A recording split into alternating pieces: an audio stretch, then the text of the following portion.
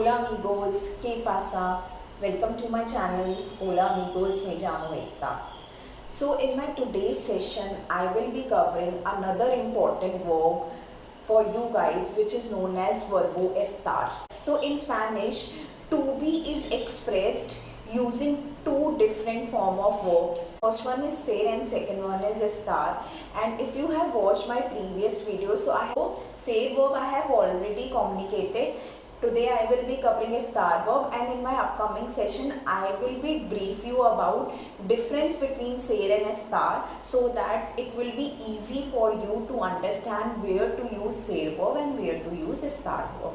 So my today's session is purely based on verbo estar. Vale, vamos a empezar. So verbo estar, which means to be,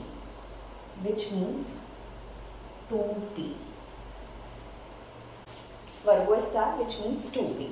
Now in Spanish, estar is a verb that translates to be.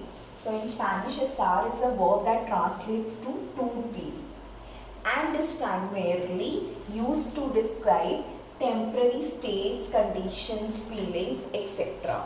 Vale? It indicates how someone or something is at a particular moment.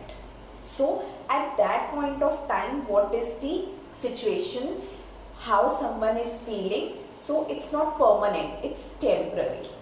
Vale? So first let me explain you what sort of form you will be used of a star with first person, second person and third person, and later on I will be covering lots of nuances and exceptions along with the example, so that you can better understand what a star verb is. Vale? So for estar, with yo, you will be using estoy. Yo estoy. Por ejemplo, estoy cansado means I am tired.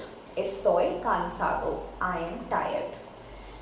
With tú, you will be using estás. Estás. Vale? Por ejemplo, estás ocupado. Are you busy? Vale? Next one, with él, ella, usted. With he, she, you will be using está. Vale? Ella está triste. She is sad. Ella está triste. She is sad.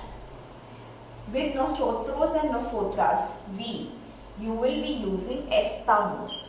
Estamos. Vale? Por ejemplo, nosotros estamos en la playa. We are at the beach. Nosotros estamos en la playa. We are at the beach. With vosotros, vosotras, we are using estáis. Estáis. ¿Dónde estáis? Where are you all? ¿Dónde estáis? Por ejemplo, ¿dónde estáis? Where are you all? Vale? The last one is ellos, ellas, ustedes. Están. We are using están. Están. Vale? Por ejemplo, los libros están en la mesa. The books are on the table. The books are on the table. These are the forms of estar which we are using with the first person, second person and the third person. Vale. Now here I have jotted down some of the situations along with the example, so that you can understand in a better way. Vale? So the first one is, it is used when describing temporary feelings, physical condition or circumstances that can be changed. Por ejemplo, estoy cansado. I am tired. At particular point of time, I am tired.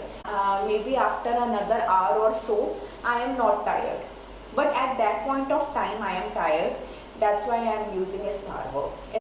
Estoy cansado. Vale? Estoy feliz. I am happy. So at this point of time I am happy. Maybe in another an hour or so, maybe I am sad. Vale? So that's why I am using a star verb. So estoy cansado. Estoy feliz.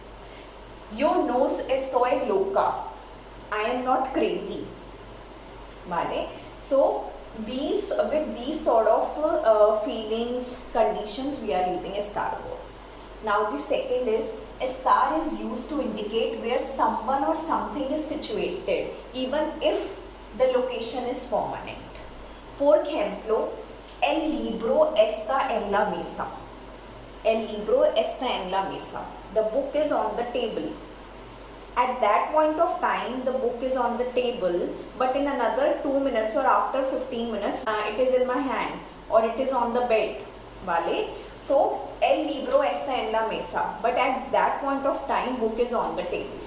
So, it's temporary on the table. That's why we are using estar verb. The next example is estar is used with the present participle. Very important. Estar is used with a present participle, the ing form of the verb, to form the present progressive tense. Por ejemplo, estoy comiendo. I am eating with the ing form of the verb. Estoy comiendo. I am eating. Estamos buscando trabajo. We are looking for job. Looking, we are searching. ing form of the verb. With ing form of the verb, we are using estar verb. Vale? The next one is describing a temporary location. We are using estar verb. Por ejemplo, estoy en casa. I am at home. Estoy en el parque. I am at the park. Estoy en el banco. I am at the bank. So at that point of time, we are at the bank, we are in the park, or we are in the house. Vale? But in another hour or so, we are at different place. So at temporary location, we are using estar verb. Vale, the next example is describing a temporary weather condition. Por ejemplo, el clima está soleado. The weather is sunny. Vale, el clima está soleado. The weather is sunny. So for describing a temporary weather condition as well, we are using estar verb. The next one is temporary traits or quality.